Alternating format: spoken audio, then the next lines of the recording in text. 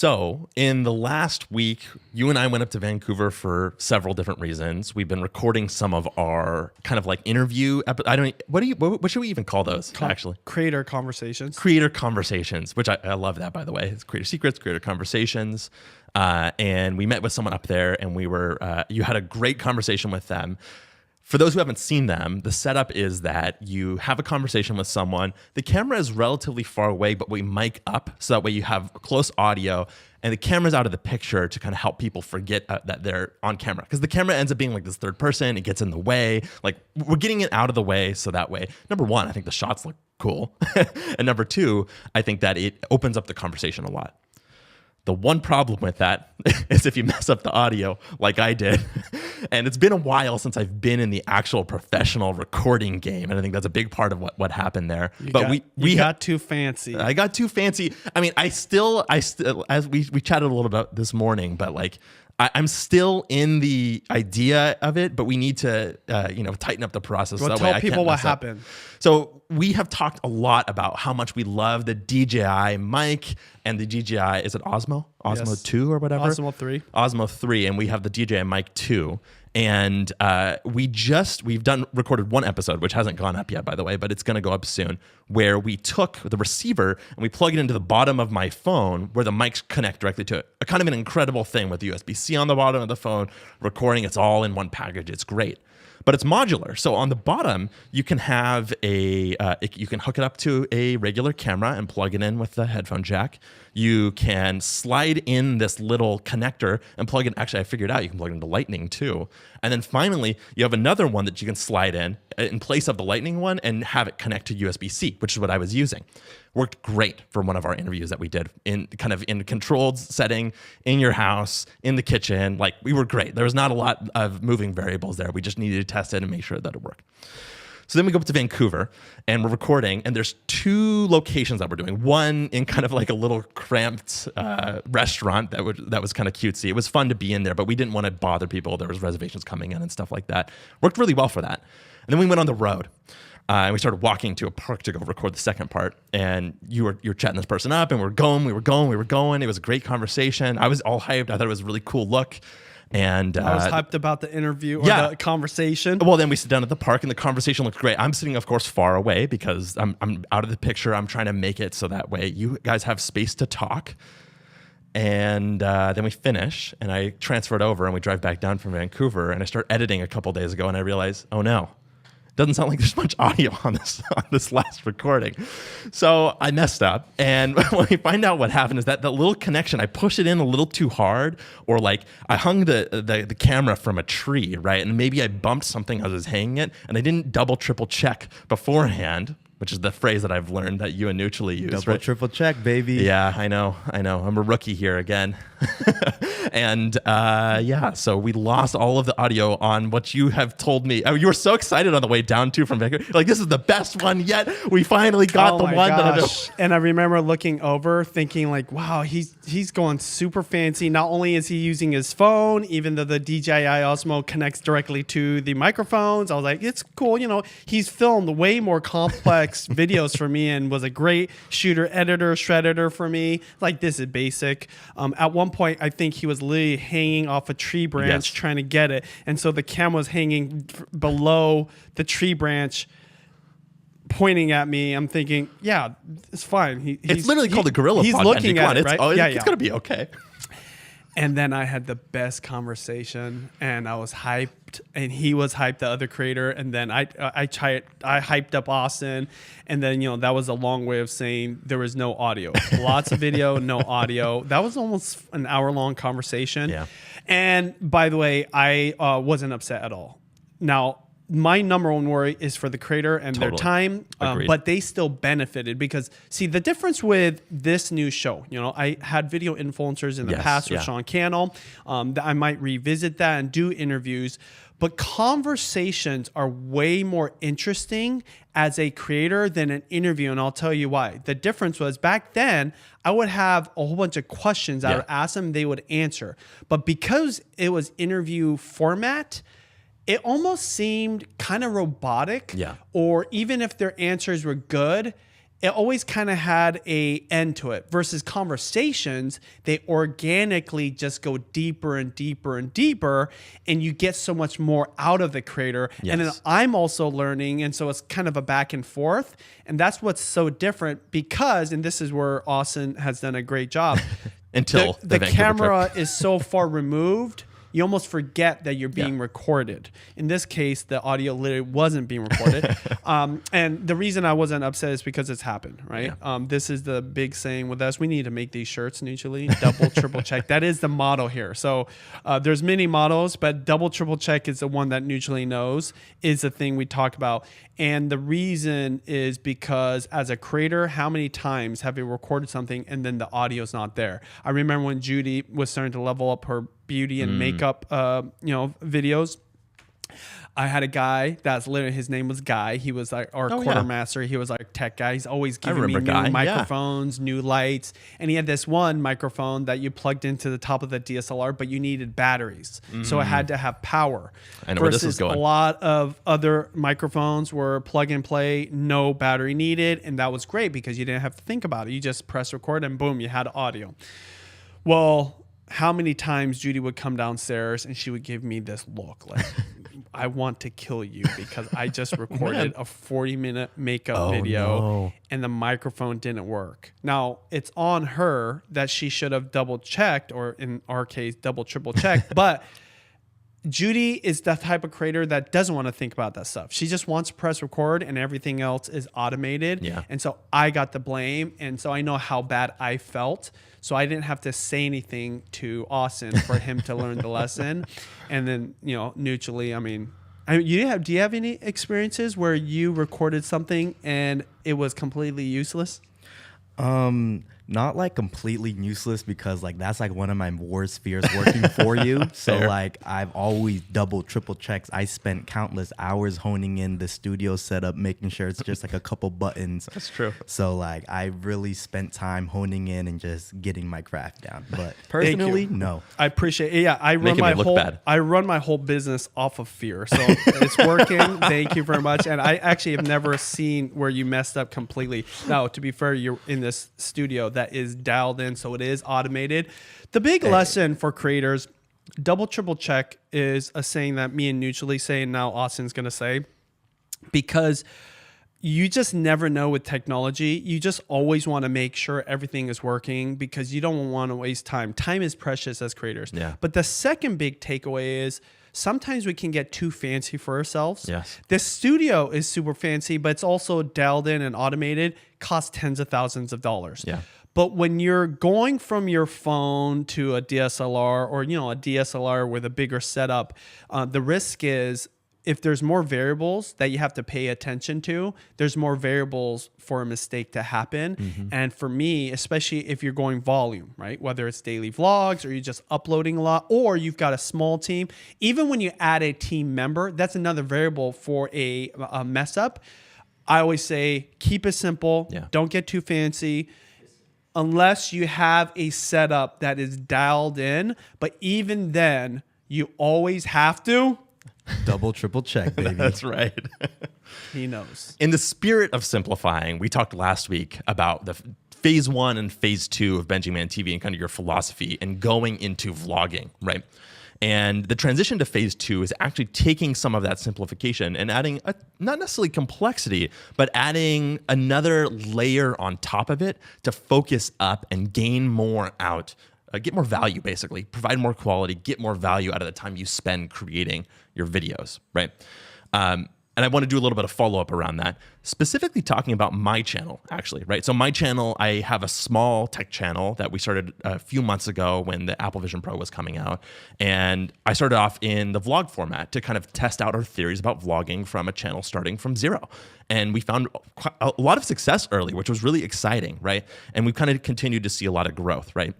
Now, we talked about phase 2 and BenjiManTV's transition to phase 2, where there were kind of 3 pillars, I'd say, that we talked about last week. Number 1, audience retention over view count was a big philosophy there. Long-term growth over results early is also a philosophy. And then views following quality content, not views over quality content. So it's all about quality there, quality of the relationship with the audience, quality of the long-term growth over time, and quality of the content ultimately, which is the thing that you're shipping every single day. And so I went back and actually thought about my channel and how I kind of unintentionally went from phase 1 to phase 2 out of kind of a natural set of circumstances, which I think speaks to, number one, just our time that we spent together. I think a lot of that kind of happened by osmosis with us just chatting, but how natural your kind of breakdown of the phase 1 to phase 2 process is, and why it's so smart that phase 1 is so important in starting a YouTube channel, especially if you're not used to making the long form content. So let me give you a couple of numbers here. Phase 1 for me, the first video I posted was on January 19th. I posted about every 2 days until March 14th. So for 2 months, I was posting about every other day. Now, of course, they came in little batches, but on average, it was about one video every 2 or 2.5 days. Then I stopped for a little bit. I think this is when you ended up coming back from Asia, and we were kind of getting our feet on the ground here, and it was just overwhelming. So I kind of had to stop because that's ultimately a side project for us right now, or for me right now. And I came back eventually on April 3rd and posted a video called Real Artist Ship, which is, speaking of catchphrases, something that we'll talk about in the future, right? Since then, and today's May 15th, I've posted about every 4 days. So I've posted about half as much in terms of like the rate between April 3rd and May 15th as I did at the very beginning between January 19th and March 14th. Right? We're coming up on 2 months in each of those phases for me. Here's what I found interesting. I took a look at my analytics on YouTube Studio, and I saw my view count, which was down, I think it said 20-ish% over the last month or so, but my watch time was up 20%. And I think that was fascinating to me because of what we talked about last week, which is that I have really gone deep in on these longer form videos. I've gone in on videos that I think will hit harder, basically, have better space in terms of like the topic, the algorithm, in terms of the conversation, better chance of ranking, better chance of showing up on the homepage and things like that. And my watch time has gone up, and actually my subscribers have continued to go up as well in that meantime. So I just wanted to talk to you a little bit about that, Benji, and just think about like whether that is something that you regularly see, and that's why you have this phase 1, phase 2 separation, or whether there's anything that you've noticed about my videos as a viewer, kind of like whether or not that those things are showing up in the content that I'm creating. Because you've definitely texted me a couple times. Yeah. So I started vlogging again after my channel being basically dead in the water for about 3 years, and I wanted to apply my new vlogging method, and part of it is different phases. Phase 1 was completely all about reps. It was about daily vlogging. That's what I know how to do. And there really wasn't any focus or strategy around it. It was just purely just get it going, do the reps, get the uploads up, and then let it be what it is, with slight improvement. Phase 2 is now we're getting slightly more strategic. There's still a lot of reps, but now we learned a lot. See, the thing is, when you do something a lot for a long enough time and you have intention to improve because there's this goal, you're just going to get better. So going back to your channel, definitely I've noticed your content getting better. You hadn't created for years. I don't even know how many years, but it was a long time. At least 3, 4, 5. And I was impressed with how well you did initially, but I always say take it with a grain of salt, right? You could get lucky on the first one, and it was also attached to something that was trending. I was like, great. But then when you started hitting, and I get you were just sending, right? Uploading. And then now what you're seeing in this next phase, you're uploading less, but ultimately the videos are better. There is nothing mind-blowing or rocket science about the fact that you got better at creating content because you created a lot of content. See, the difference though is because you created content in the past and you have a lot of skills, the rate at which you went from phase 1 to phase 2 was faster than the average creator, especially a beginner. And that is the goal of phase 1, is to just get your feet wet, just get yourself up and going. And then also, what are the lessons you learn at the end of that phase so that you can start applying it to phase 2? So naturally, the whole point of making YouTube videos is to get views. Yeah. But sometimes you don't know exactly how to get views. Yeah. You just need to put up videos so that you can look at the results and look at the data to know like how to adjust. And that's what phase 2 is all about.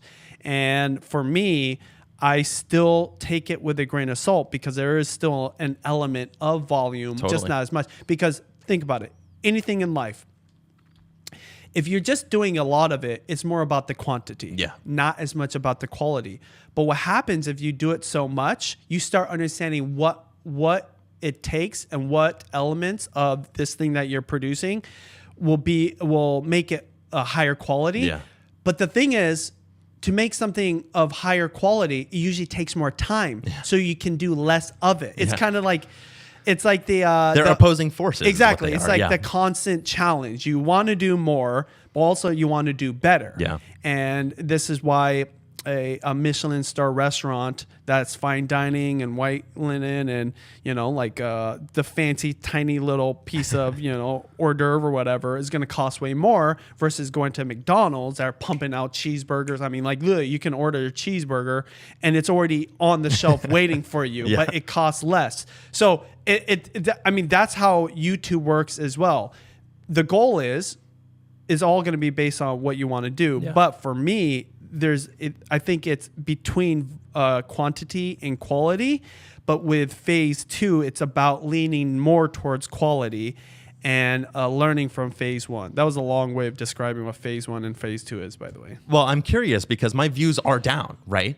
Now, of course, my views are down at a rate that is better than proportional from me than the amount that I've been posting. So is that something I should be worried about as like a new creator? Like, should I be concerned about that, especially if my watch time is up? Well, I wouldn't say worried, but it's something you should notice because ultimately it depends on your own goals. I'm assuming you want to reach more people. Eventually, yeah. Right? So then you still want to take that into account. Yeah. But there's a lot of other data points that are really important. We're going to talk about this audience view retention. Yeah. The amount of time of that video that people are watching. That also leads into session time. How many of your videos are they actually watching too? Not just the one video. But for me, and everyone's metric can be different. It doesn't have to be the same as what we're talking about. For me, the power of YouTube is the fact that people are willing to commit some time, right? A significant amount of time to not just watching YouTube, but watching one piece of content versus all other platforms. It's like swipe, right? You could look at 100 in like a 30-minute time period versus in that same 30 minutes, you might watch 5 to 10 long form, maybe even less, if that, right? Yeah.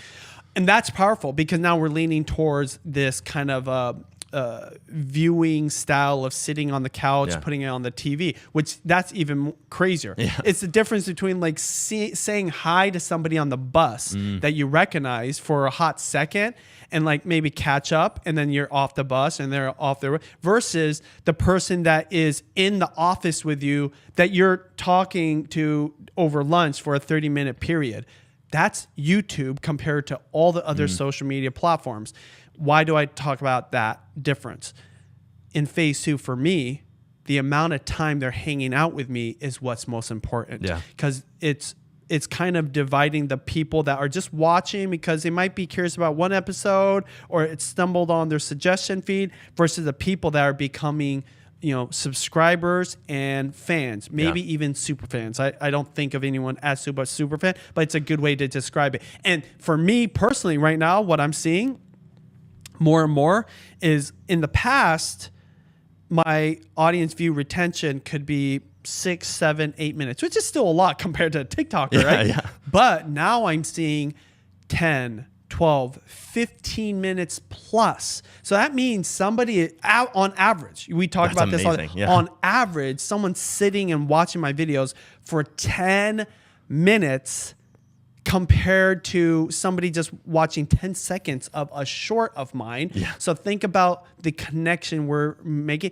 That's what I'm obsessed. By the way, though, it's not just because my videos are better. There is one strategic thing I am doing, but still, in the past, it didn't guarantee views, but it's part of what's happening at a broader scale on YouTube that's making for this. I don't know if I want to talk about it now. Okay, so of course, my videos, I believe, after that phase 1 of doing just reps and learning from the experience, my videos are better, but also people are getting more connected with me. Yeah. But there's another thing that I'm doing, because the reason I'm on this whole vlogging kick is because we recognized a year ago people are watching longer videos. Yeah. So Sam Solik is the pinnacle example. Of course, this. right? Yeah. He could do a 40, 50, 60-minute video, and I don't know what his audience retention is, but it's probably pretty high. So what I'm doing is I'm simply making longer vlogs. Yeah.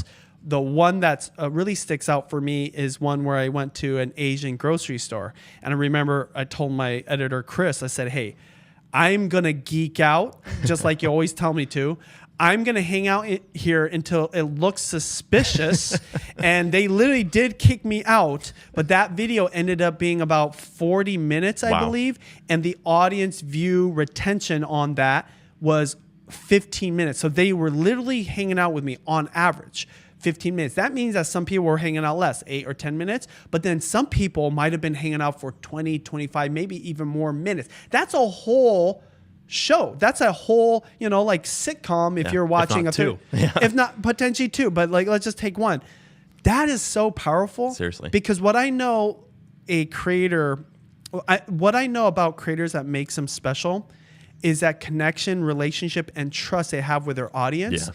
And the more of those kind of viewing sessions you can get with them, the more they're going to want to watch you, create a habit of watching you, and 3, trust you. And then everything else you want to do as a creator in your creator business is more likely to be successful versus the short form creator that literally got 10 seconds of their time, right? Among 100 plus other creators. And so ultimately, you might never, ever build a relationship. So even though the view count's down, right? The audience view retention is up. I'm building that core audience, and that is what you're trying to go for. And for me in phase 2, I'm trying to figure out who's that core audience while at the same time starting to build a connection with them. Yeah, I mean, I guess that speaks well then to the stats here, right? Because my views would be down, but they're even better in terms of like proportionality. View per video is actually up, and then my watch time is actually straight up, which is good news for me because it sounds like it matches kind of what you're tracking with. So it gives me some conviction in kind of what we're doing. There's one more thing I have to say though about you. Yeah. See, when you started your channel, it was based off of something that was trendy at that moment. So you have to have context. See, that's a good point. Yeah. There's so many variables. It's hard to give general advice or just generally make a judgment about why you're getting less views. You have to ask questions. You have to dig a little deeper, and you have to put it into the context of your circumstance and your niche and you get what I'm saying? Yeah. So like Apple Vision Pro is not trendy right now. Exactly. It's not as interesting to people, and you still speak about that. So for me though, even though my views, I'm not having as many huge hits, my average view count is still growing. That's my point. Like for me, I do want my average view count to continue to grow. I'm not having as many banger kind of videos, but it's because not only am I trying to do quality, so that means I'm doing less, but also I'm specifically saying like my goal, instead of getting the max amount of views, doing the clickbaity thing, the hooky thing, or whatever's trendy, I'm like, I want to once in a while just serve that audience that just wants to hang out with me. Building that relationship. And so, by the way, today, I didn't tell you this, but I already talked to Chris about it. I am going to film a food vlog. The topic will be ramen, but I'm going to really string it out. So I'm going to send Chris so much content so that I'm like, hey, even if it's like a little strung out, it's a little lengthy, let's just put it up. So my goal is to do maybe a 35 to 45 minute ramen vlog. It's all about ramen. But if I were to do a ramen vlog on this same topic, which is going to be like how to make ramen healthy, it would have been 5 minutes. I literally have a video of it. Chris, you should pull that video up. It's way back in the day. I remember it. Yeah. You remember? Did you edit that? I don't think I edited it. Yeah. It was like one of my old videos. I remember it though. It's about 5 minutes long. I was like, I'm going to take that concept and I'm going to make it vlog style, but give those people that are those true fans the longer version. And my number one goal is, can I lengthen the audience view retention? So if I can get that to be above 15 minutes, that would be a big deal. And the only thing I'm going to do different is just make the vlog longer. That's it. By the way, that's what I've done. And there's times like that Wajimaya one, the Japanese or Asian grocery store one, I specifically gave my editor, Chris, enough content to make it longer. Yes. It wasn't necessarily better quality. I'd say it's better quality than when I first started doing food vlogs back in November, but it's more about the length. That's the major difference versus it just being more quality. Anyway, so I like that. Yeah. So we'll talk about that next week then. I think that we should definitely look back and reflect on that and see like what that actually did to the audience retention and then kind of compare it amongst other videos. So let's put that on the schedule. Speaking of that though, I think that there's another analytic that probably a lot of creators care about even more than necessarily view count or even watch time. And especially as you get into phase 2, I think that it's a good time to start thinking about this as you go from the pure quantity play to a quality play. And that is simply the amount of money that you're making, right? We talk about this all the time on our other videos. Like, how do you make money? Like, what are the best ways to make money? What do you do to make sure that you're monetizing your work in this regard? And one of the most reliable ways to make money on YouTube, you have told me, is AdSense. And you're even shocked by how important AdSense is as a revenue source for creators, as a stable source, relatively stable source of income compared to maybe other things like brand deals in some ways. Reliable, you have to put that into context exactly, too. Yeah. So like, if you're just starting out, I wouldn't rely on AdSense, but it's something that is a constant. And even though there's fluctuations in how much ads will pay you throughout the year for different reasons, what's nice is it's a little more predictable, right? Mm-hmm. But in terms of, other types, there's other ways that are more reliable depending on where you're at. For me personally, because I do get views and I get volume and I do get that higher audience retention, AdSense has been more reliable for me, or I can rely that it's going to be there. Yes. Among other forms of income. Well, you had mentioned I bring this up because on your channel, you mentioned that, yes, you're in phase 2, so you're focusing on quality, you're uploading less, relatively speaking, but your AdSense isn't necessarily going down the way you expected. And it's not necessarily because the current videos are hitting at 10x their rate. They're probably improving a little bit, but there's actually another factor which relates to phase 1 that is actually causing the AdSense to at least stay stable, if not go up slightly. So I wanted you to talk about and break that down for me about how that's even possible, because I think that's fascinating. So phase 1, for about 3.5, 4 months, I was uploading almost every single day. So let's call it 6 to 7 vlogs a week, which is a lot, right? But they're vlogs. They're not like highly produced. They're easier. I talk about this at vloggingacademy.com if you're curious about watching that workshop. But then in a phase 2, which started probably about 2 months ago, I was doing, I would never hit 7. I probably never hit 6.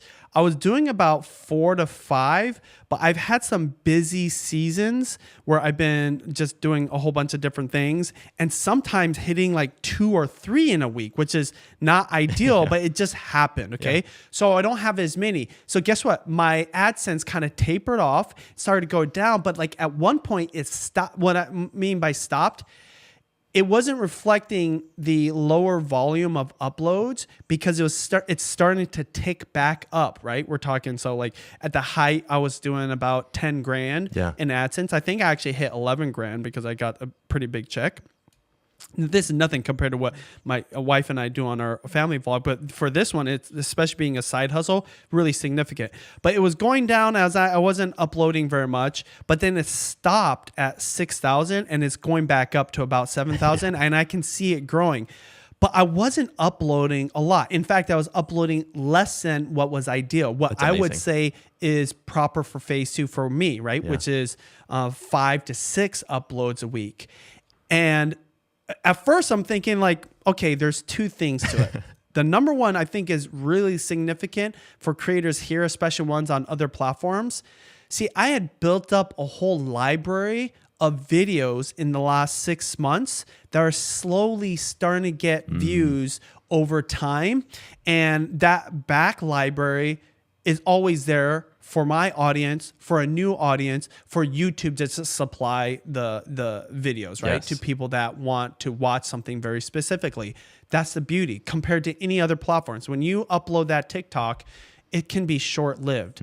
I mean, we're just talking about views on those platforms. When it comes to income, it's almost no income anyways, right? Yeah. Unless there's a special campaign or whatever. See, the thing about YouTube is when you get a view, you can make money off ads. Yes. Still, like, same I did 6 months ago, I'm still getting ads from that same video. Maybe not as much, right? But still, you stack them all up. I don't know where we're at, but I think we are at 120 uploads. So what I'm noticing is that back catalog is continuing to get views and also receive AdSense. So I'm making money on that whole library. Yes. The second part is, because I had to do some digging, it's like, why is it tapering back upwards even though I'm not uploading at the same rate?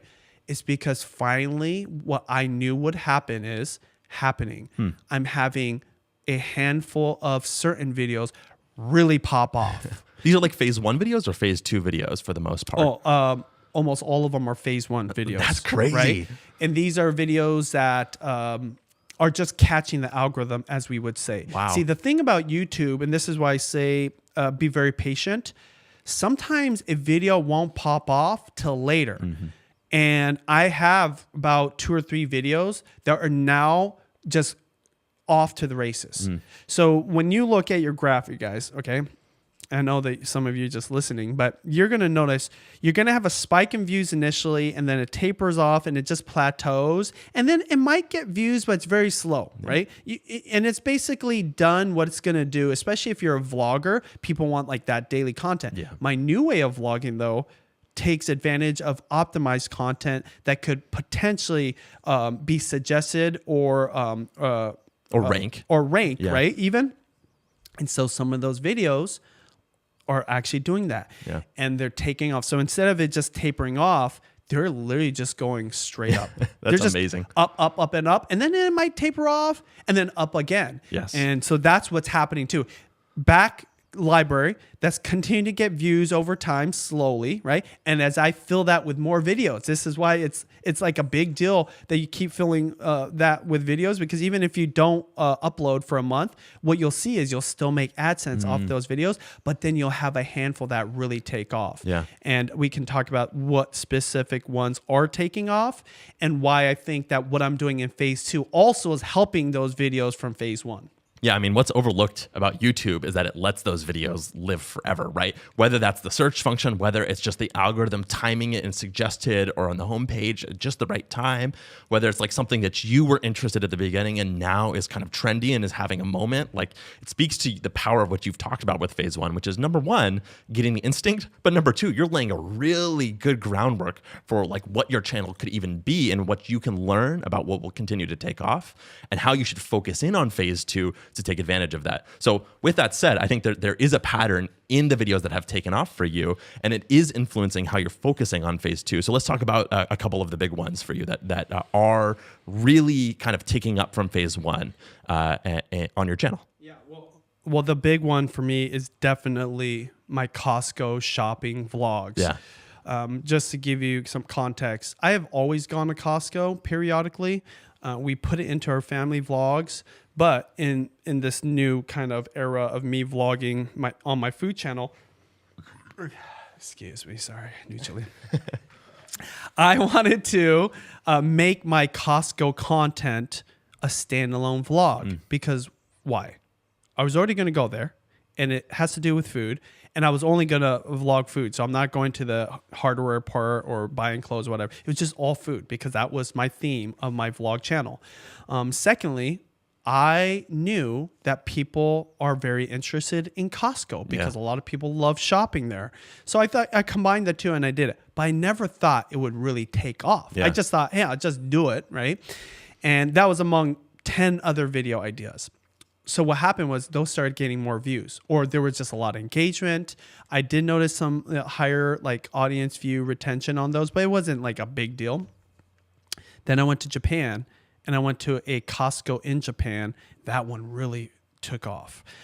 Now, initially in the first like couple weeks, I want to say it did like 60 or 70,000 views. Right now, it is it's past 200,000 views. Wow. And it's the one that just keeps going and going and going. Wow. And what's happening is two things. One, it caught the algorithm. So it's being served out to other people that have this curiosity both about Costco and just Japanese food, Japanese culture. So you combine those two, anybody that's interested in those two, a viewer is probably getting suggested. But secondly, when I do a Costco vlog right now, so like we're going to talk about this week where I did 2 Costco vlogs. Yeah. Guess what happens? Anybody that watches that didn't see that one, there's a good chance after they watch it, especially if the audience view retention, the amount of time they're watching that vlog is really high, that YouTube is going to suggest that one. People don't understand this as a regular viewer, and even creators kind of forget about this. The number one way to get views on YouTube is still suggested, right? Or not necessarily like suggested videos. Yeah. Ones that come after the video you want to watch. Creating like a binge session, basically. Creating like a binge session. So that Costco vlog in Japan is just one of many. And I didn't realize this. Chris, how many Chris, do we have? I don't know. He's still setting up.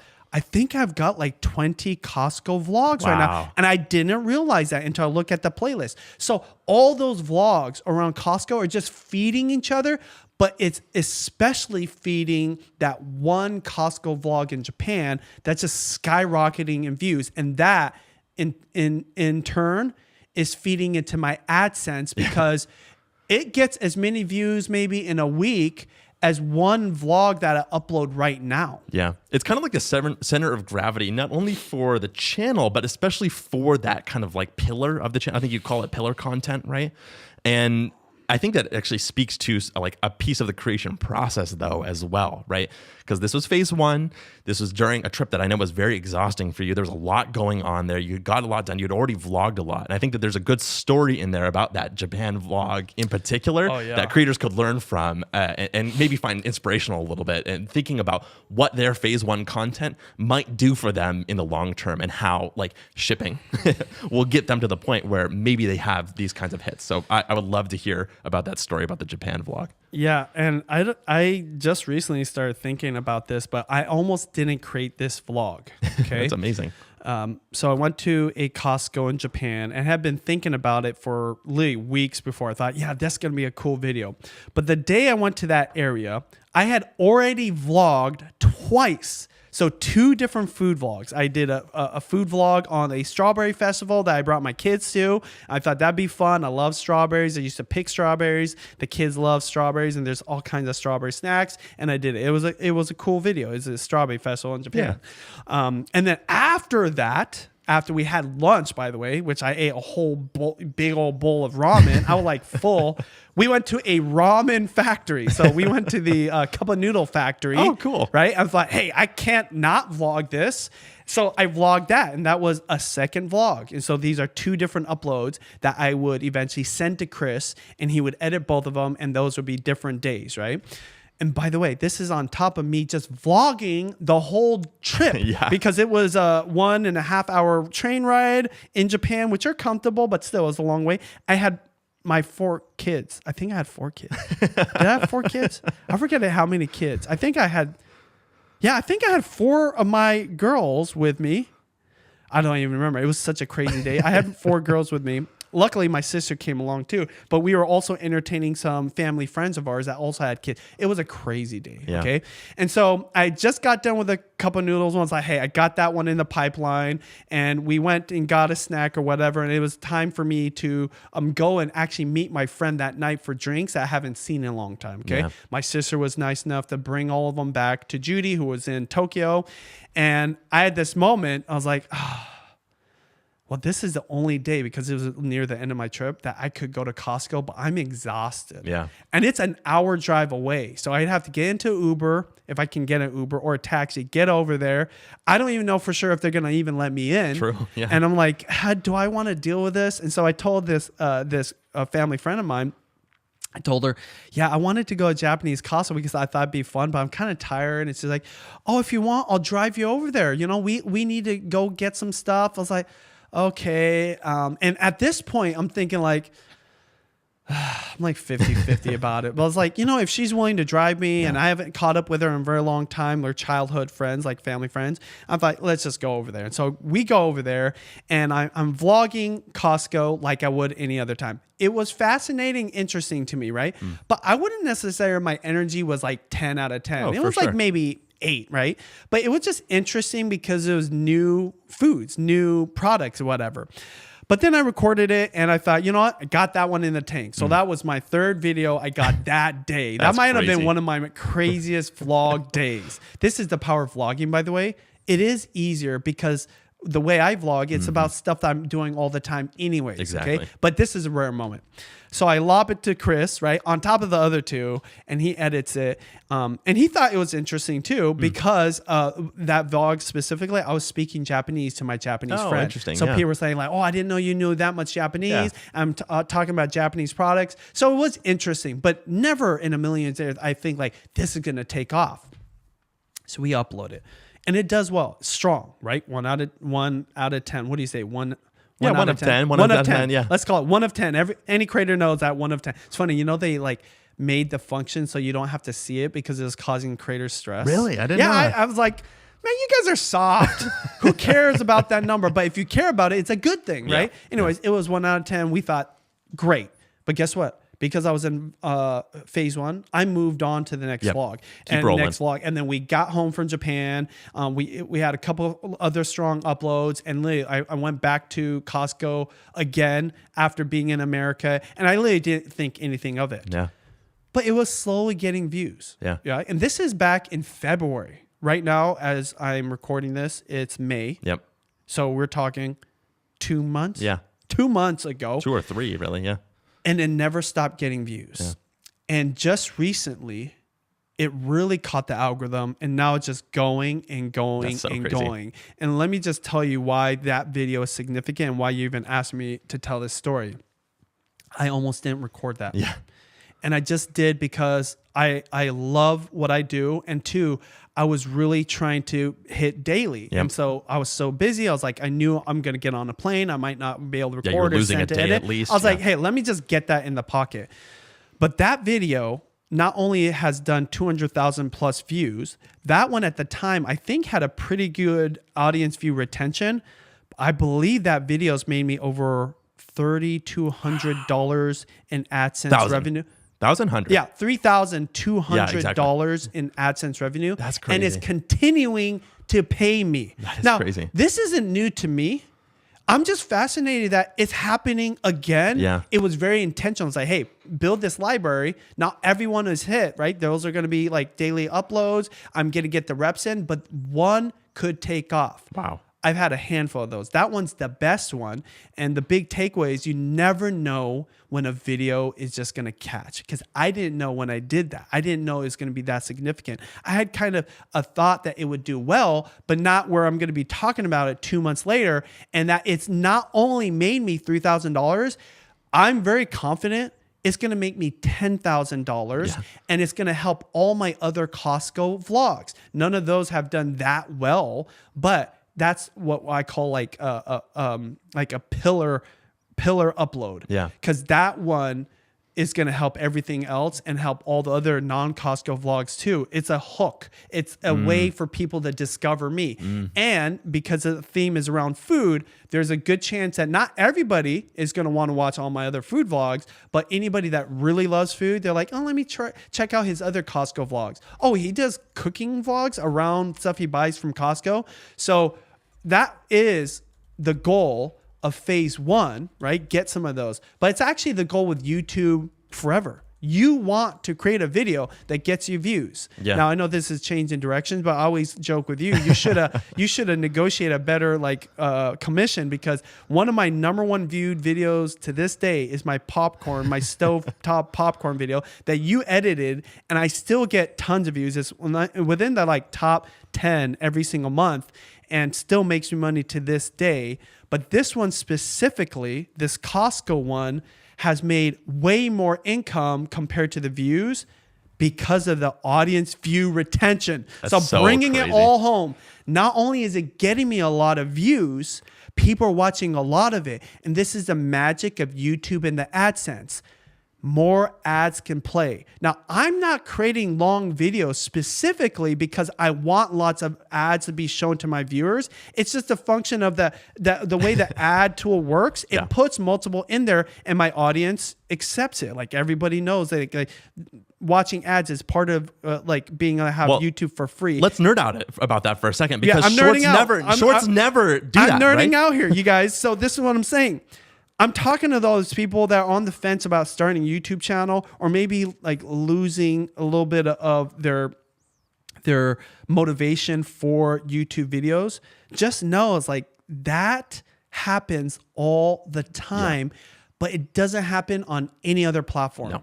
That is unique to YouTube, that not only do you get paid off a video that you could have uploaded 10 years ago, or in this case, 2 months ago, but it could just be crazy amounts of AdSense. And this is what a lot of creators don't talk about because it hasn't really happened in this new, what we call it, the new wave, the new wave of YouTube. Oh, yeah. The new wave. Yeah. I know those people like Sam Sulix or people that have long vlogs are experiencing crazy amounts of AdSense revenue. Yeah. And it's simply because they're providing long videos that the people that want to geek out on that topic are watching, and that if they're having a audience view retention that's a long time, there's a lot of ads and you can make crazy amounts of money. If you think about it from a viewer standpoint, the difference between a long form video and a short form video is that you can have at least one ad, if not multiple ads, on a long form video. And ultimately, you can have less than a single ad on every single short. So if you think about it from the platform's perspective, from YouTube or from TikTok or from Reels, it doesn't necessarily matter, right? In the short form content, how do you attribute a sale or a view of an ad or whatever to a specific video? And then how do you pay that out? I mean, this is not news to short form creators. It doesn't pay very well to do that. You have to do brand deals. You have to do other things. YouTube is special, and this is why we talk about it as a more consistent form of income, or at least an additional revenue stream, because AdSense is kind of like the secret unlock that people who are short form creators maybe have never experienced before, or at least not in the same way. I'm about to blow your mind. Please. And kind of depress some short form creators here. Okay, the way AdSense works when it comes to shorts specifically, right? But I believe even other platforms, is one ad will play after so many shorts. Okay, so let's call it 3 or 4. Yes. Those 3 or 4 creators share in the revenue of that thing. You just get a small piece, and it's not that much. This is why short form creators are looking at their AdSense, and it's dumb. It's like stupid because you're sharing in the revenue of that one ad. It's not a 1-to-1, okay? Exactly. Or even many to one, potentially. Yeah. But even if there was 1-to-1, the cost of that ad for the advertiser is less because it has to be shorter. I actually don't watch a lot of shorts. You tell me. Do you watch TikTok ever? Not much, but I have. But have you seen the ads on these short form? And tell me about them. Are they really long or are they really short? They're either really short, and most of the time, guess what I do? I swipe past them. Okay, so that's what's crazy. The whole behavior and even the length of it just lends itself to be like not very valuable for anybody, right? The creator, because they're not making a lot of money. The advertiser, because it's so easy to swipe through. And even the platform, like in this case, Google and YouTube, because not a lot of them are hitting. Versus, let's just talk about an average long form YouTube video. Yes, people are hitting the skip button, but oftentimes it's like some of the ads you have to watch, right? But even if you hit the skip button, it's after 5 seconds. That's probably longer than almost every single ad that's on the shorts, okay? Now, that's a 1-to-1, meaning on shorts, multiple creators share in one ad that maybe gets some revenue, right? If that person wants to watch it. But on long form, one video can literally have one ad, or if you have it on both sides, right, at the beginning and end, maybe you get 2 ads. Or if it's a longer video, you might get 3 ads on one video. That's amazing. But what about the really long videos? Now, in some case, I don't know. You guys tell me, because I don't have ads. So I have YouTube Premium. So I don't have ads either. I do. Okay, tell me, what's the longest video you ever watch of a creator? And can you just guess how many ads played on it? Because at one point I think YouTube stops, right? But tell me. Yeah, I mean, on a regular basis, I would say at least once a week, I'm watching at least one 30 to 40 minute video from my favorite creators, right? In general, they start with the pre-roll ads, which are skippable, and usually there's one or two, and then they have one around the 5 to 10 minute mark, and then maybe one more. So we're talking at least 3, if not 4 or 5 in that 40-minute time period, which makes sense. It's like the same as watching like a TV show, to your point, right? And I'm watching that whole video because I care about this creator, right? So I'm seeing every one of those ads along the way, and it really has filled in the place that TV would have before YouTube for me. So I'm seeing all of those ads from one creator at least once a week, at least, which is kind of like, it's crazy now that you put it that way. For one video. For one video. So think about this from a production standpoint. It takes a certain amount of time to set up your lights, to set up your camera, right? To prepare for that video. So if you know that people want more of you, rather than like pressuring yourself to do more uploads, how can you just lengthen it? Yeah. Mr. Beast is thinking about this too. He's relaxing it. He's letting like lengthen out. But the people like Sam Sulek, who aren't these like crazy epic creators that have high production, he's like, I'm literally just going to nerd out for 40 to 60 minutes. Yeah. His number one viewed video is shopping at the grocery store. And I'm like, I want to do that. I can do that. Yeah.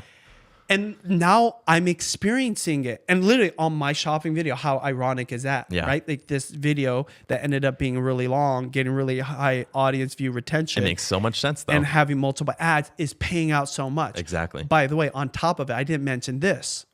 That video specifically, the RPM is the highest I've had on all my videos.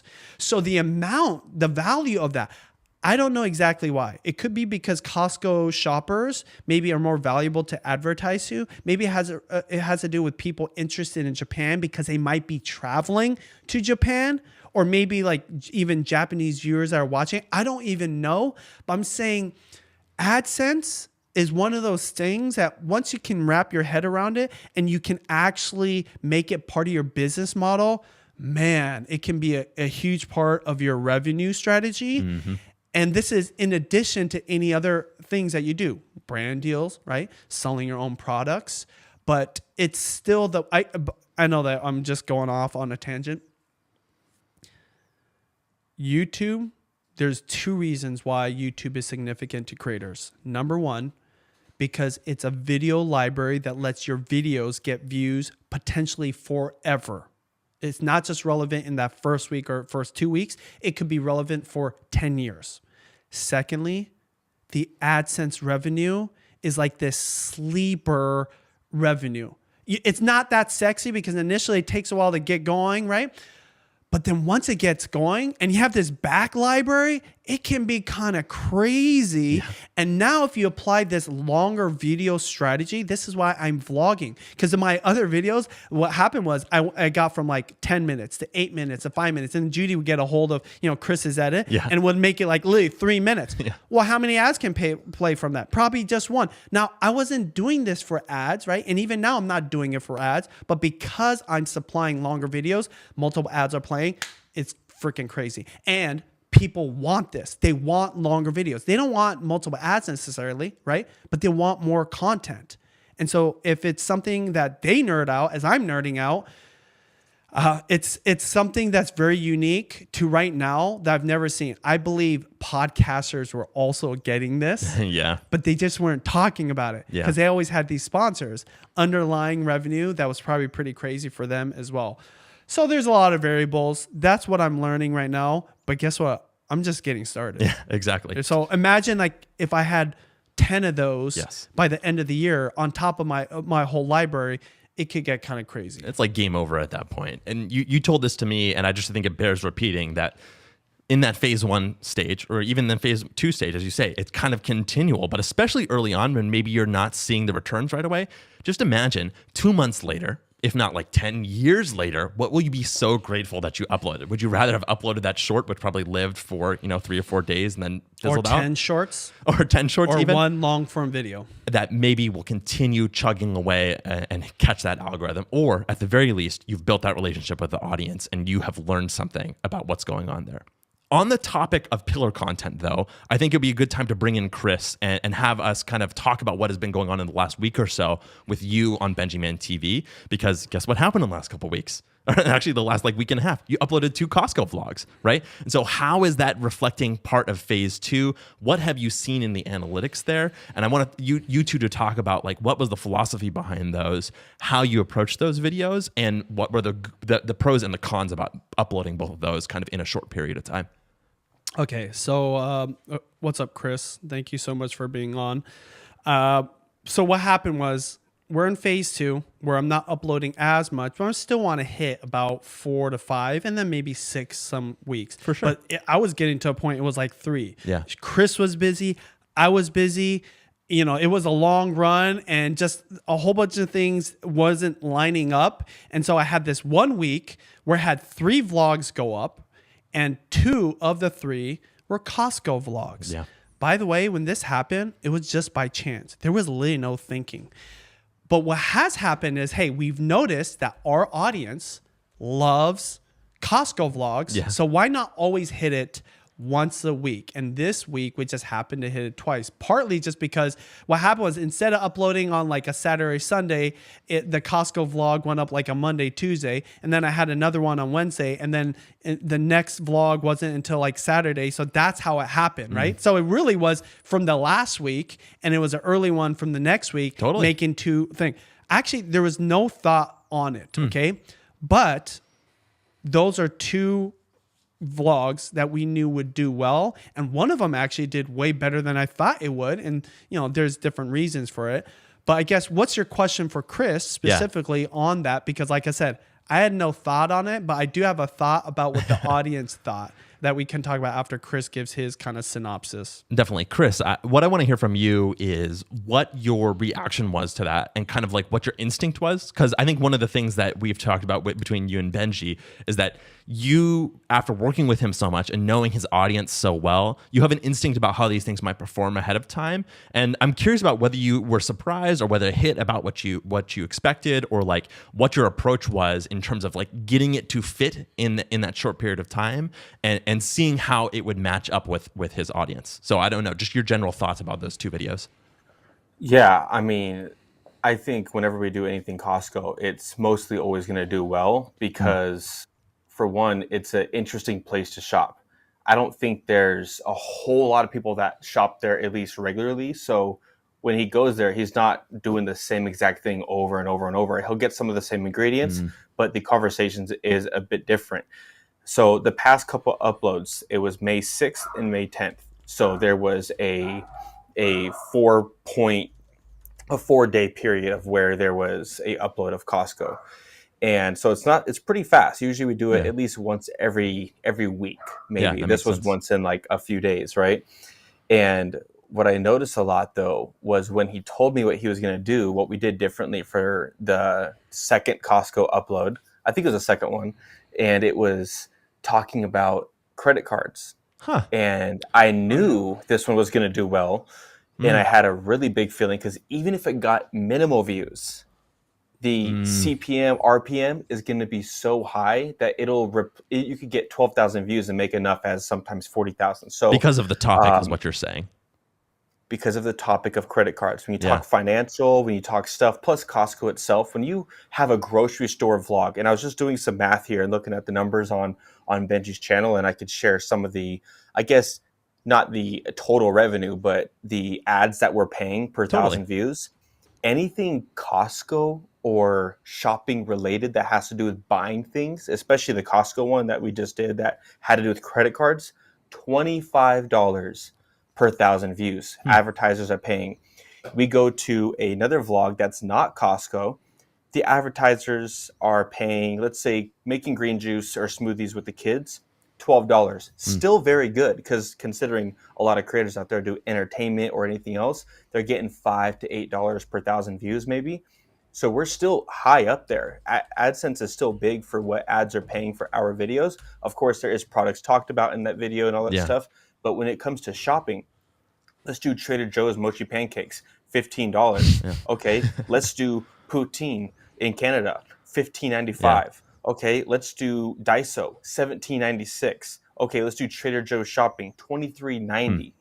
So this kind of also goes back to, okay, these shopping videos are getting tons of views. Costco is getting tons of views. But on top of that, the pay per 1,000 views is what should be the focus. So if you know a video is not going to get as many views, why not focus on the higher RPM? Yeah. So when he does these Costco's, going back to the Costco stuff, we know it's going to make up for that time. We might have missed a day or two. But let's say we did 2 of those smoothie videos that paid $12. Why focus on 2 when you could focus on 1, which goes to quality versus quantity? Yeah, so. I do want to emphasize, like, it's the money is not the main thing you're still focusing about. Like, you still have the focus on building the audience, gaining the views, but more importantly, focusing on the audience retention. But this is following those things, and you're learning from the things you are doing in phase 1 and phase 2, and it lets you be more strategic, right? So, no, it's Chris makes a good point. I'm so busy right now, I forget that these are the things that we're thinking about. But the reason that week we would only do 3 uploads versus 5 or 6 is because the truth is we can actually do these shorter vlogs every single day. Exactly. But we have an emphasis on thinking about quality and also audience view retention. What is something where we can create a viewing experience where people can just sit and watch longer? Because in phase 1, we had a lot more 5 to 8 minute uploads. Now we're literally doing 15 to 20 minute videos. One more thing I want to say, just a disclosure. One thing that makes vlogging hard, at least when it comes to buying food and cooking food, I'm not going to these stores for the sake of creating a vlog for my channel. So we have to also balance it out with what I'm feeding my family. So that's the thing too. That was what's Excuse me. Oh, that was what was unique about that week. We normally don't go to Costco more than once a week because we don't have to go to Costco more than once a week. Sometimes I'll go there where I just want to get 1 or 2 things there, but I'll still vlog the whole experience, do more story time, kind of explore other things. It still follows all the principles. I just want to put that out there because I don't want to, it's really important to me not to just become like a consumer-led type of content creator, but because I'm purchasing these things, we can still be strategic about it. However, to Chris's point is instead of that week doing like this recipe and that maybe, because back then I would go to other grocery stores, but what we found is people weren't as interested in those kind of grocery store vlogs as they are as Costco grocery store vlogs. Exactly. So we're like, hey, if we're going to film one, why don't we film that one and really make the most of it? And then, and also I don't think about RPMs either. Yeah. Okay. That is something maybe later I'll think about. I could care less. But what's funny about Chris is he is thinking about that stuff. He's being strategic. He said, Benji, because this is how the conversation played out on this Costco vlog that we just recently uploaded that did well, okay? I told him, hey, we always have a topic or takeaway. Even though Costco is a topic, we still want a takeaway. So this takeaway was how I save money at Costco. And I said, and one of the things I'm going to mention is the Costco credit card because we have a Costco credit card. You can save 2 to 4%, 4% on gas, 2% on everything else you buy at Costco. So that's in addition to sales or whatever, right? Totally. Volume, buying in bulk. So he said, like, you should really like nerd out on the credit card part. I was like, oh, why? It's like, because those have a better ad revenue or whatever. See, I'm not doing it just because of ad revenue. I was going to talk about anyways. And he said, nerd out on that part. So I was like, so me and Chris have like a kind of a team way of creating topics and takeaways for my vlogs. They're very authentic, very organic, but why not be strategic? This is the new way to vlog. And I was like, okay, I trust you. Let me nerd out. But I didn't think anything of it. But then we did the video, we uploaded it, and the engagement. I literally had people saying, I'm going to sign up for the Costco credit card because you talked about it, okay? They should give you an affiliate link. The big takeaway isn't even that Chris was thinking about RPM or the credit card. it was the fact that we were very purposeful going into recording.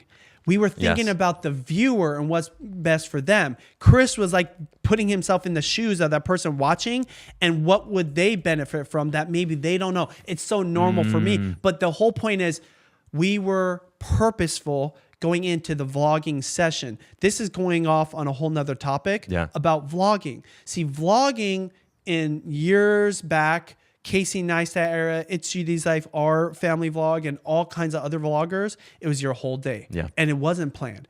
And if it was planned, it was almost not authentic. See, now what we're doing is we're planning, we're purposeful while still being authentic and organic. We're just combining the two. But pre-planning is an important thing, which is the way it is for all YouTube videos, you know?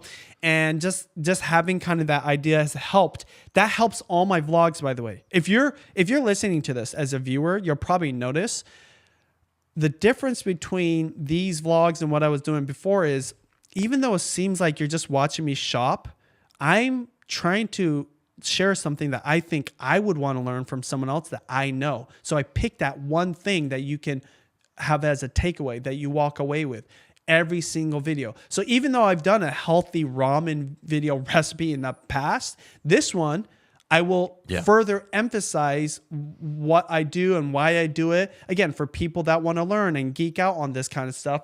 And so that is the takeaway. So even though I'm talking about how I'm going to make this ramen, actually a lot of it from scratch, I'm going to be emphasizing the health aspect of it. So vlogging with a little bit more direction and purpose versus just vlogging everything. Totally. And I think that idea of the top end and takeaway, especially the interplay between you and Chris, is what I'm most interested in here.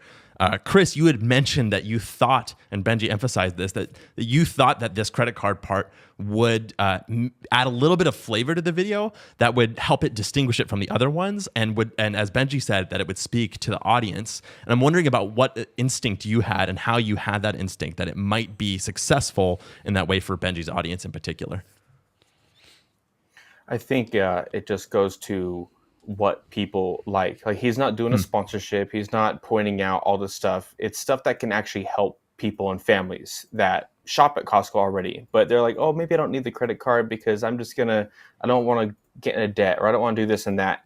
But it could be a positive thing if you're smart about it. So the way he discussed it wasn't like, sign up, use my code, do this. At least right now, who knows, maybe down the road. But it was organic. So I noticed that this video would do good before it was even posted, because it's something that I feel like is useful for people. Yeah. It's not just some BS, hey, do this because it's good and blah, blah, blah. But he's saying you could get 4% back on gas. Yeah. How much money do you spend a year, a week, or a year on gas? Yeah. And then for the 2%, if you go shopping, and I don't think it's only Costco, I think it's shopping in general at grocery stores that can take it. And there's other percentages too.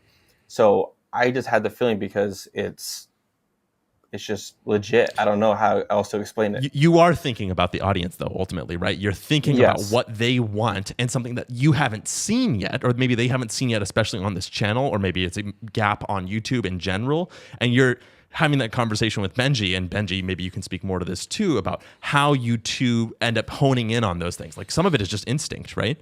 Definitely. But the instinct is built, or it's earned from the reps. Exactly. It's from doing a lot of things. This is why, for me, even if I knew, so, okay, let's be super strategic.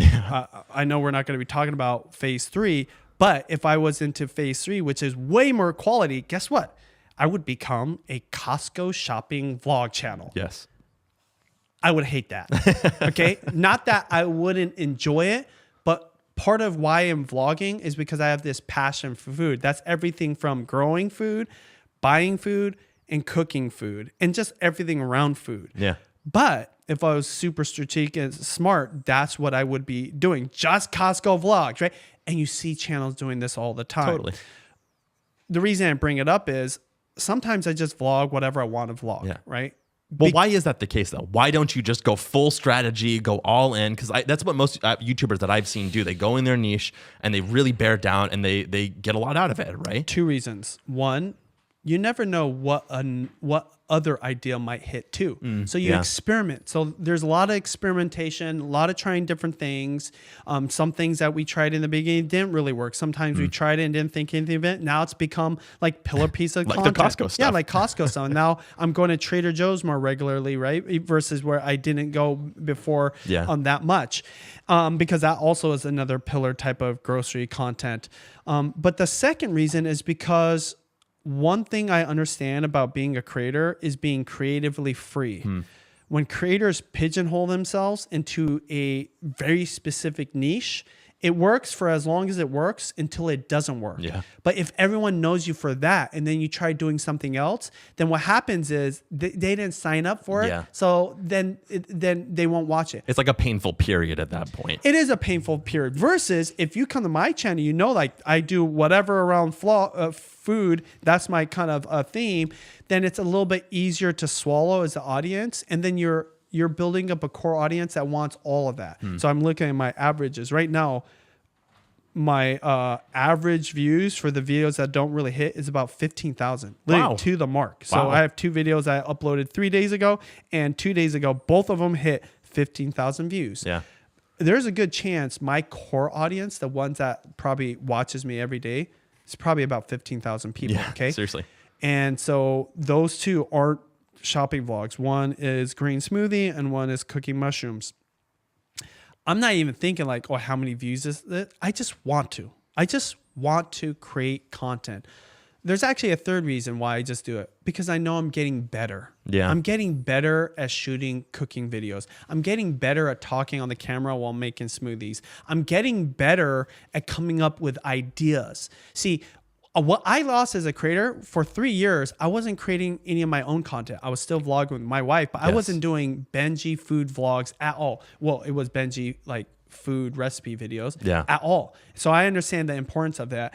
And so going back to the whole point, why I think it's important for other creators to have that creative outlet is because when your soul is dying, you definitely don't feel motivated to create. Yeah. Versus when you're having fun, you want to create all the time. That's so true. And guess what? There's so much genius that happens in the midst of creating something, but it doesn't mean all of them will hit. So, you know, there's definitely creators that are completely optimized or just doing the thing that their audience wants or gets them the most views.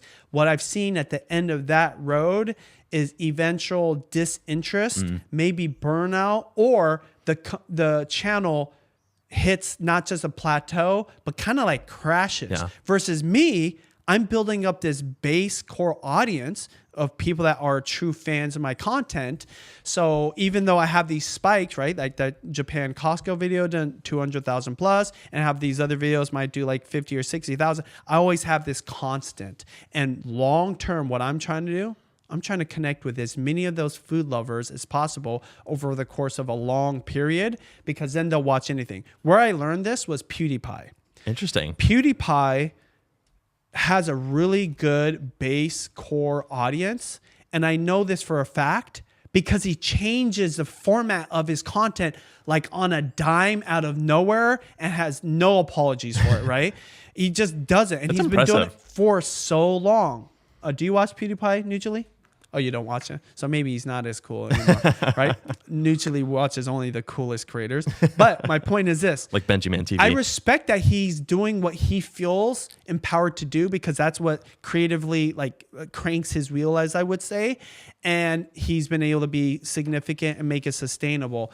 And part of that is doing what you want to do, not just what the algorithm is telling you you should be doing more of. It's kind of a balance of the two. And it's all based off of what is your end goal. For me, I would just love that.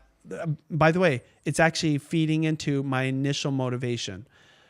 I want to share my passion for food. And also, if I could get paid for my passion for food, that's what I want. And this is like the ultimate way of doing it and continuing to do it. And I think that goes all the way back to phase one, right? And I just want to kind of nail this point before we go into the kind of our last little topic here. The upload, actually shipping, right? Actually, the act of uploading consistently, and actually maybe even more consistently than you ever have, especially when it comes to long form content, it leads to all of these other good things afterwards. Literally, the view counts, the subscribers that you're getting, the increased audience retention, the instinct, and ultimately the money, all of that follows actually uploading and caring about your audience and caring about your craft, right? It's like it's almost so simple that it's scary that how simple it is. That if you actually go and you actually ship, especially consistently, all of these other things have followed since then, and the numbers have only gone up. And the instinct has only gone up, and the fun that you have has only gone up. And it's like crazy to me to think that all of that can follow just from the one simple act of shipping, the one simple act of uploading consistently. And so I want to transition to this last little topic, which I think you'll speak to that a lot, which is a conversation we had with a fellow YouTuber, someone you met at an event that you threw, and a video that'll be up on this channel soon, where this is someone who is concerned about making the transition from short form content to YouTube. And, you wanted to talk a little bit about the tips because like that's what you have, right? But ultimately the conversation was much deeper than that, right? It wasn't actually about what it takes to have success in terms of like getting the numbers or optimizing the algorithm or nailing it every single time. And the big question that she asked was, is it too late for YouTube? Is it too late for me to hop on YouTube? So if you could round us out here and talk about it, your conversation with her and what it means for us as creators as we kind of go into this new era and ride this wave of the new wave of YouTube, what does that look like and what should we be focused on and what kind of words can you give us? The question for anybody that wants to be a creator or is a creator is, do you think YouTube will be relevant a year from now, 5 years from now, 10 years from now? And if the answer is yes, then the day you should start was yesterday. And the next best day is today. Yeah. Because I just went on this whole rant about how a video 10 years ago that you made for me is still getting me views, still earning me money. And a video from 2 months ago, which I thought would do okay, but like just kind of like plateau, is just skyrocketing in views. Yeah. This is the power of YouTube. So then the next question was like, oh, I don't know what ideas to create. I don't know how to optimize. How do I get more views? All those great questions, but the easiest way to figure that out is to start uploading videos. Yeah. Now for me, I go crazy. I'm like daily uploads for phase 1, which lasted about four months, 4 solid months, because I know I'm getting better every time I upload. I'm learning more about YouTube and the audience. I'm also slowly creating these fans who is habitually watching my content over time. The sooner you get to start that, even if you don't go up daily on me, the better. So what's stopping you? What's stopping you is your own ego. Just like, I'm so used to getting hundreds of thousands, millions of views on my TikTok, right? My shorts go viral all the time. Instagram, like I'm the one, like it, whatever. If you're going to start something new, which YouTube is newer for you than all these other short form pieces of content, unless you're doing YouTube shorts, of course, but YouTube long form, it's going to take time for you to learn. Yeah. There's going to be a learning curve. But the thing is, if you believe YouTube is the way to go, you've had this hunch, you're correct, by the way. You just now have to believe in yourself. Yeah. See, the thing with short form content, I don't discount the success you have on there. Yeah. Because it's still competitive. Totally. A lot of people want to do it. And if you're continually getting views and you've grown a business and you're getting paid by brands and you've able to quit your job and do this full time, amazing. But why is YouTube always on your brain? It's because you're watching YouTube just like everybody else is in a different way than you watch all these short form platforms. So you got to get on there. Like you have to get on there. And so for me, you need to believe in yourself. That's kind of the big takeaway of that conversation. Most people don't believe them. But if you've done well on these other platforms, you can do well on YouTube. It's just the learning curve and the amount of time it takes to get going is a little longer. Hence why you should start uploading today. Yeah. That's why, like, don't stop. You know, there's another person. And you mean that literally, by the way. Like, literally today, go and upload a video. There's another person I'm helping right now. I'm coaching them. And they actually know about YouTube. They've done well on YouTube. And so they're just like, oh, what do I do next? I was like, dude, just freaking upload.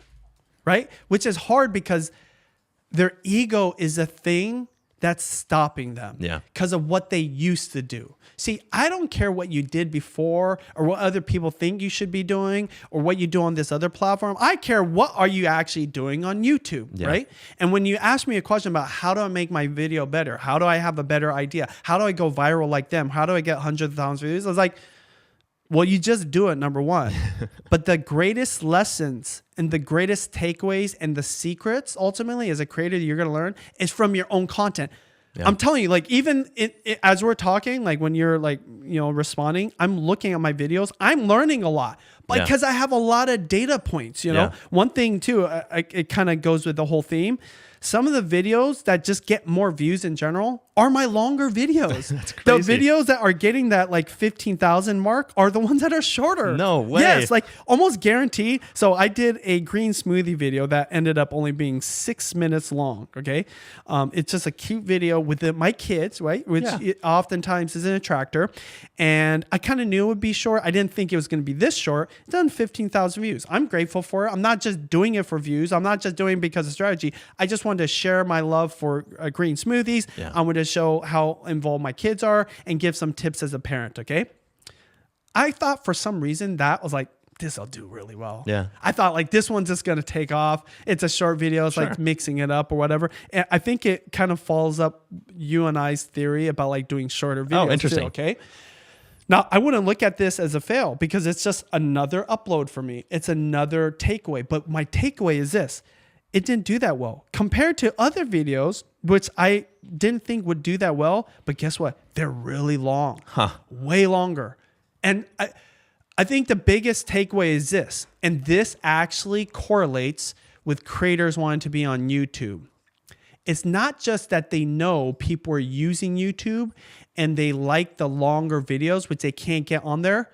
People are watching really long videos. Yeah. They're watching 20, 30, 45, 60-minute videos. And it's kind of like mind-blowing for all the reasons that's beneficial to a creator, but ultimately just you having their attention for that long. Yeah. That's kind of crazy. That is crazy. Because you know, as a creator on TikTok, even though you're getting millions of views, you know that view counts after whatever, 1 second or whatever. So it's just somebody like sees it and swipe through and they might never ever remember that video.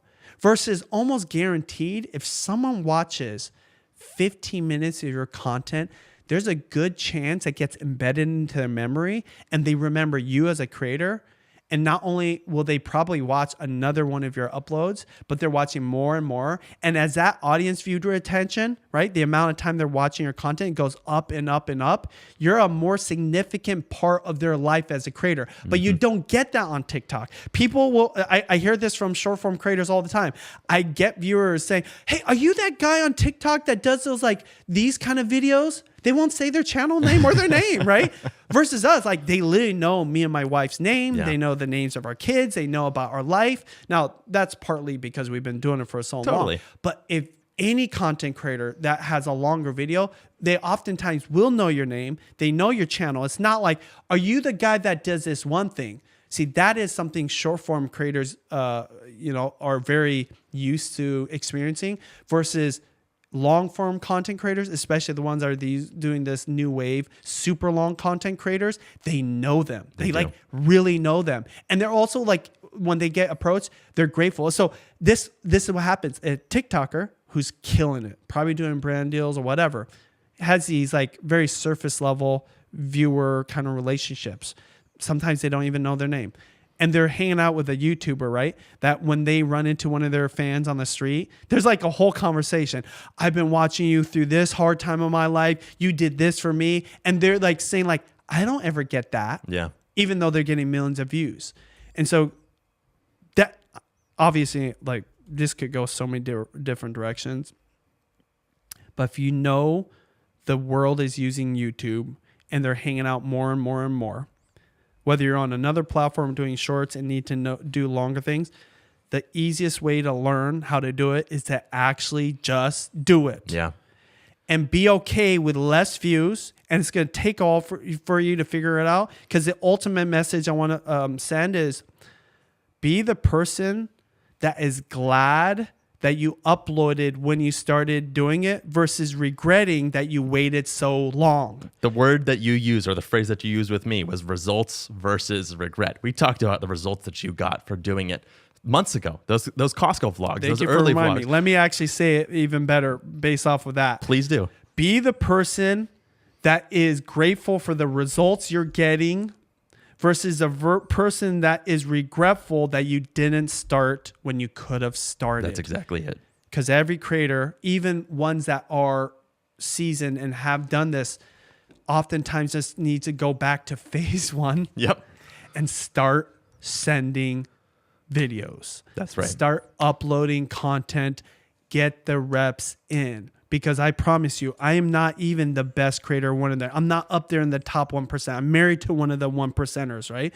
But I am dumb enough to know, like, hey, reps will lead to results, which leads to you knowing exactly what to do. And that's why I was able to go from phase one to phase two, I think, fairly quickly, and get videos that are doing 100,000 plus views in a short amount of time, without as much work, because I'm using a vlogging style of creating content. Regret comes around. Do you want to see the results of your hard work, or do you want to regret that you didn't do anything? That's what you told me on Monday. Thank you to our students at Vlogging Academy, who are the sole supporters of today's episode. You can learn more about Benji's new way of vlogging at vloggingacademy.com. Thank you so much for listening, and see you next time. So last week we uploaded the first kind of, I called it this like phase two of the podcast. We uploaded our first version of that, and it actually did very well, first of all, which I love, right? And I think that it speaks to our conviction that creators are the future. Like, it's a good group. It's a good horse to bet on, basically, right? We're doing what we want. Now we're doing things we love, like we talked about in the episode. We're getting the reps in, like we talked about in the episode. We're doing what's fun, like we talked about. And yeah, I did mess up in Vancouver and stop recording. But we rode up there with a good friend of yours, Benji. And I want you to tell me about your background with him, and maybe tell a little story about, like, you know, what we heard and what the big takeaway was with him. Yeah, well, so Gary is a good friend of mine, mentor of mine. And he has rarely visited the Pacific Northwest. We usually meet up at different cities, or I visit him at his home. And so he's here in the Northwest. I need to bring him to Vancouver, BC, because he's going to go on a cruise. So it's about a 3-hour drive, basically. You were there, right? And so I talked to him about what we're doing, starting Creator Secrets, talking about this new tool for creators that is a tool that creators will want to use every single day, and then talking about my next book and just kind of like this next chapter. Anyways, he complimented me saying, this is a great idea, and I'll tell you why, okay? Before I do that, let me tell you about Gary. Yeah, okay? Please. Gary is this Baptist preacher dude that's a real estate investor that lives in Georgia. I don't even know. I don't want to offend him, but I think he's like 61, 62 years old, of a different generation, older generation, hence why he's my mentor, okay? And if you looked at both of us, you would not think we're good friends, because we just don't look like a pair that makes sense. That's what I love about our friendship. We're different people and different perspectives, and I've learned so much about him. Okay, with that being said, he knows a lot about my life because he's mentored me for over a decade. He knows that my wife and I are on YouTube and are full-time creators. So it's not like that's foreign, but he's definitely not a creator himself. He's not in this world every single day. Real estate investing, being a Baptist preacher, that's like his thing, okay? After telling him everything about my plans, where I'm going, what I want to do, the book, the creator tool, and all that, he said, this is so genius because my boys are obsessed about YouTube. Yeah. If there's something they want to do, they want to be YouTube creators. Not any of these other platforms, like specifically YouTube. Yeah. And he said they'd be willing to pay money for information or help or whatever. And I thought that was interesting because usually he gives me advice, kind of critiques. He's very savvy, I could tell. For tell. sure, right? Yeah. Like, he's a great businessman. Totally. He understands society. He understands the world. He understands people. But in this case, it's like, you should totally do it. He's talking about his young kids. So even though he's 61, he has kids that are still like 10, 15-ish range. He's like, oh, you should totally do it because he understands the future. One thing that's always been important to me is being in touch or having a connection with people of a younger generation, because I'm old. I'm not cool no more. I never really was, actually. I didn't know what was cool. So that younger generation, you were one of those first people, kind of kept me in tune with all that kind of stuff. You told me that when you hired me. Yeah. And so when he said that about my idea coming from, like grandpa in the space, right? I feel like that sometimes. And relating it to his kids who are of this new generation, he said there's so much promise of this because there's just going to be more demand. Yeah. See, one thing about YouTube people forget, they have this thing called the YouTube Kids app. So kids are growing up with YouTube, a friendly version of it that's filtered and safe. And that is leading them to not only want to create content and be those creators on that safe YouTube Kids app, but eventually on YouTube proper. Yeah. And no other platform has that. No, That's what's crazy. There is no social media for kids. Facebook has Facebook Messenger. That kind of isn't. But you know what? When a kid gets old enough, their first intent isn't like, I want to be on Facebook. No, it's still YouTube, right? Yeah. So you may use Messenger for that and maybe use Facebook Messenger, but ultimately it's all about the DMs, right? It's about DM me or whatever. So my point is this. Gary, being older, not even in the same industry, not even being a creator like myself, hearing my idea and understanding the full potential of it because of his connection with his kids and seeing what they love every single day. That was like the big takeaway for me. Yeah, I was shocked, and I want to hear Neutrally's and Chris's takeaways too, and like their thoughts about this. But like, I was shocked because, well, I mean, first of all, like I said, it's very clear. I didn't get to meet him for very long, but he's a very savvy guy, very discerning. I expected, like, we started talking about our philosophy for Creator Secrets. I expected a little bit of pushback, right? But he immediately snapped in and just was like, no, this is a good idea. And I was like, no way. Like, he didn't even have any advice. He almost always had advice to like, no, just do it. It was amazing to me because I could tell, he's a very opinionated dude, but to have that validation, I think it spoke to kind of our belief in creators.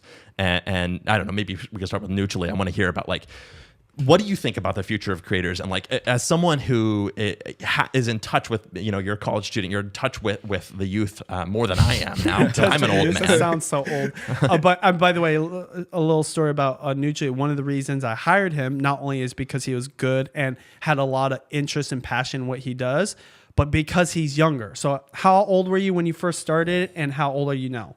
I started when I was 16, and now I'm 21. Wow.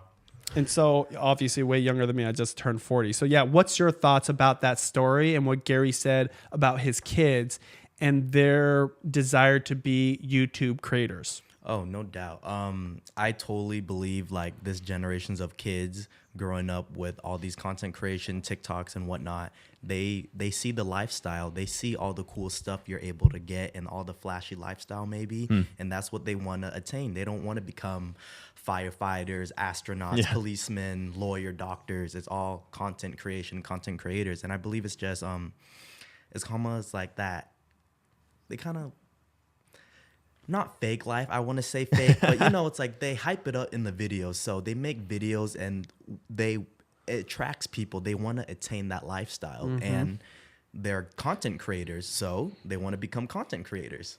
It's kind of like the new TV in a lot of ways. And Benji, we've talked about this before that like, and actually, I mean, I do think that that's true to some extent, but like the kids, when I was teaching, were even saying this. Like 90% of the kids that I was teaching in high school were saying this too, that they want to be it. I think a lot of it is that like you can achieve a lot of success for it. And people see the kind of like very much American dream bootstrap type of philosophy in that. But one thing you've talked about, Benji, is like some of the young people that you've talked about, their favorite creators, the people they look up to and they want to be like, are like doing the thing that we're talking about.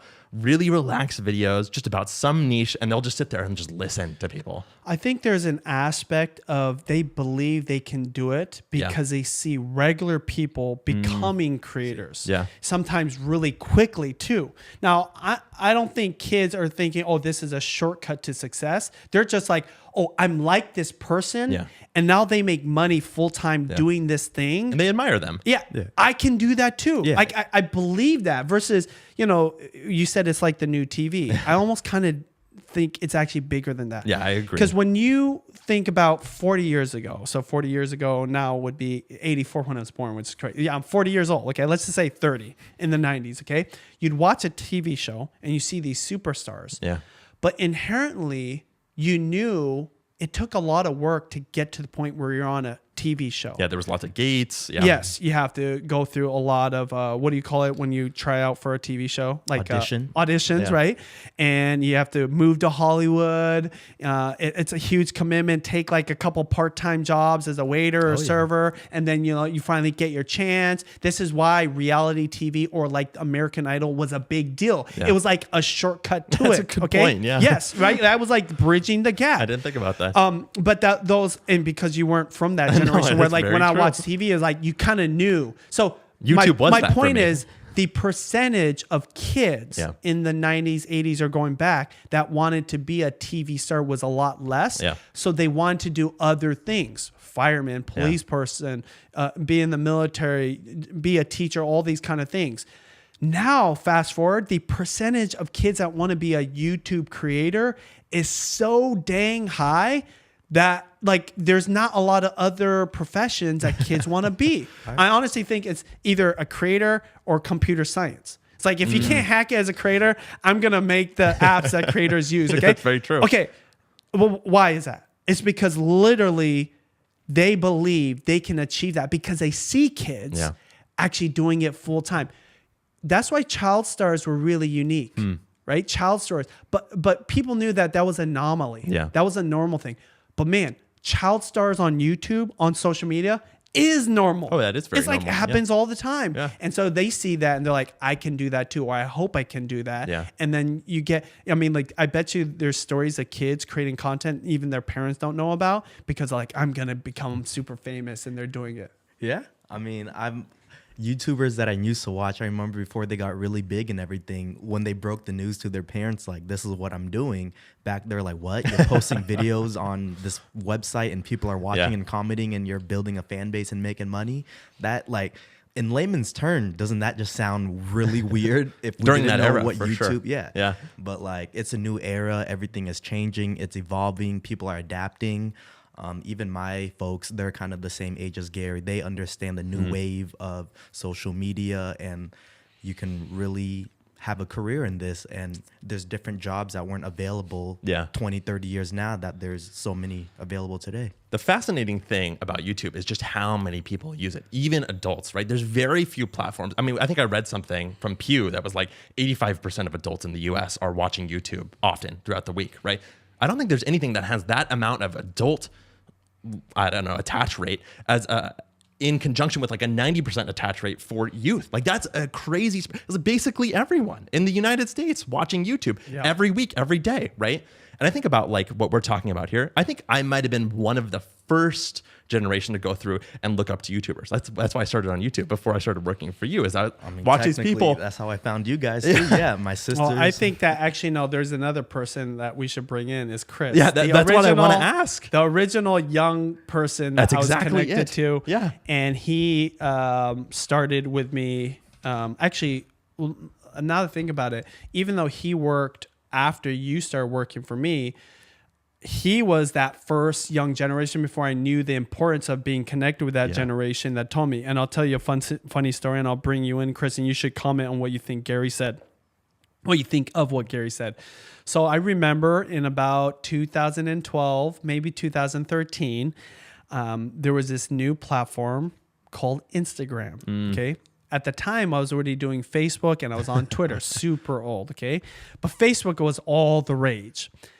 I wasn't on Instagram yet, but in 2012 or 13, Chris, this young man that would come on to our show because, he's somebody I was mentoring at the time, said, Benji, you got to get onto Instagram. It's like, what are you talking about? It's like, yeah, Instagram is the new place. That's where all the cool kids are at. I was like, you don't know what you're talking about. I was like, trust me. What you on Facebook? Facebook's dead. Now, what's interesting is Facebook hasn't died, but he was right because guess what I did after that? I was like, oh, maybe I should sign up for Instagram.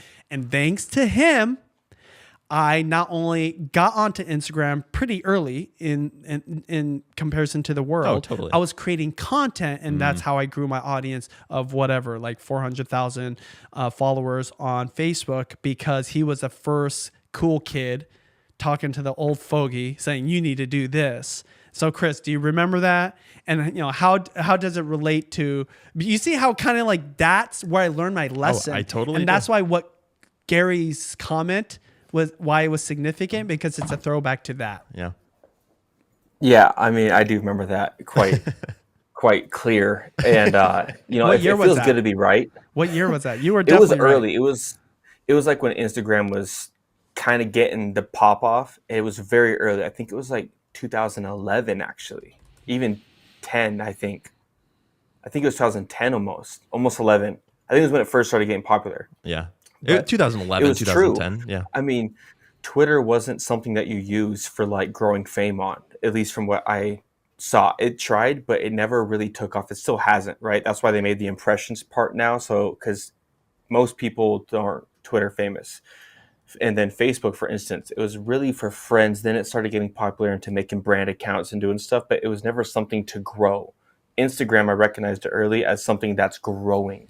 It's a thing where everyone can find you. You don't got to send a request or poke someone or do some weird stuff on there. It's just like, I like you and what you're posting, and we're going to do it. And I figured since Benji was already doing that with Judy on YouTube, I was like, it doesn't make sense why you're not on there. So that's something I recognize now. I think of it more strategically now as I say it, but I didn't say it like that back then. I was just like, dude, sign up for YouTube or sign up for Instagram, you old dude, something like that. But yeah, and then going to Gary's thing, I forget exactly what he said, but the fact that he was open to his kids being creators. Yeah, his kids want to be YouTube creators more than anything. Right. So here's my thing, and this kind of blew my mind when I was thinking about it like 5 minutes ago. Maybe you guys saw me cheesing a little bit earlier. But the craziest part about that is it's not that crazy, because being a creator these days seems like the new trade. You want to become a videographer, photographer, and create a small business and do all that stuff, and then you grow, you get all these clients and stuff. You want to be a plumber. Being a creator is the new trade, to where it's normal and it's accessible to grow and make an actual business out of. That's what I've recognized. So that kind of blew my mind. So I'm like thinking, when these people want to become this, it's nothing crazy. It's just they're going to master it, provide value, get paid for it. Lowering that barrier, I think, is what we keep coming back to. And it speaks to what we talked about in the show, right? Like, we take for granted that we have a platform that we can upload and get hundreds, thousands, tens of thousands, 100,000, millions of followers, of subscribers, of viewers. That has not ever existed in the history of humanity. And make money while we're doing it.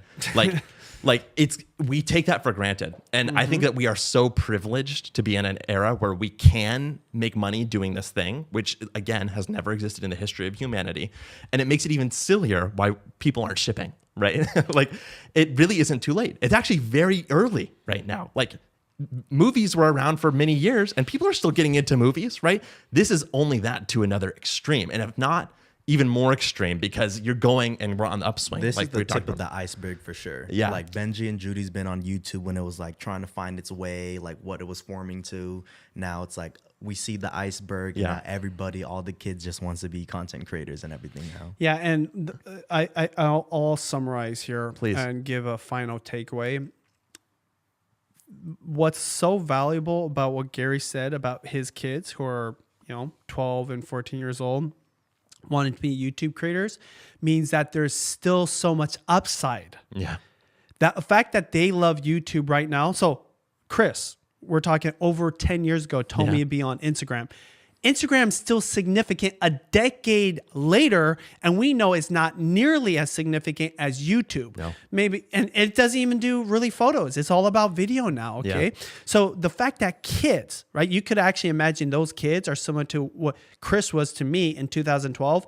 They're telling you, as a creator right now, or anybody, guess what? YouTube will still be relevant, potentially for a whole, like, it's a way to gauge, will YouTube be relevant for a decade? Yeah. It could. The only reason that it wouldn't is because technology is advancing so much. But guess what will be relevant? creating content, being a creator. So if there was ever a time you get started, yeah, it's definitely right now. And I think that you're going to make a good bet being on YouTube, right? But I think the second thing too that is so discounted, and this is really unique and kind of speaks to the flip side of what Chris said about, hey, you should be on Instagram because Facebook is dead. We know that Facebook is not dead for an older generation, for different communities, including different countries. So the big takeaway isn't just that kids are saying YouTube will be relevant for 10 more years. Also, the big takeaway is YouTube is being consumed by literally everybody, including 6-year-olds like Gary. Yeah. Right? He is watching YouTube videos. Yeah. I'm telling you, like, as I'm talking in the car 3 hours, how many YouTube videos he was searching up. He was literally searching in real time to show us what he's talking about. So that's the explosion of demand for YouTube content, which actually this comes full circle. I know this is called the after show, and it's not just for shits and giggles, but full circle to kind of the whole point of longer videos. Yeah. It's because people want more. There isn't enough. Yeah. That's what's nuts. Even if there's a niche that's super competitive, people want more. They want different. They want novel. They want like the thing that's nuanced for them. Yes. You could be like selling something and there's already a whole bunch of other salesmen, but guess what? You're going to sell it a little bit different because you come from a different walk of life, different, upbringing, or maybe from a different country, speak a different language. So much opportunity. One more last thing. I'm going to another country soon, right? And I looked up, what are all the creators in this country, okay? And it was crazy not seeing a lot of creators taking it seriously in this country. But I bet you all the people in this country, and the reason I'm not saying it because I don't like forecasting where I'm going to go. I bet you there's tons of people watching YouTube videos in this country, and they're watching other creators from other countries when people in that country could be creating it. For whatever reason, they're not doing it. And that's what I'm saying. There is so much potential for new creators you don't even know. And if the one thing you take away from this is a kid saying they want to be a YouTuber, is promise that there's still a ton of upside, potentially for a decade, which is like a lifetime when it comes to social media in this space. And that's why it's a good bet to start planting seeds on YouTube today, because you never know what that seed will become a decade from now.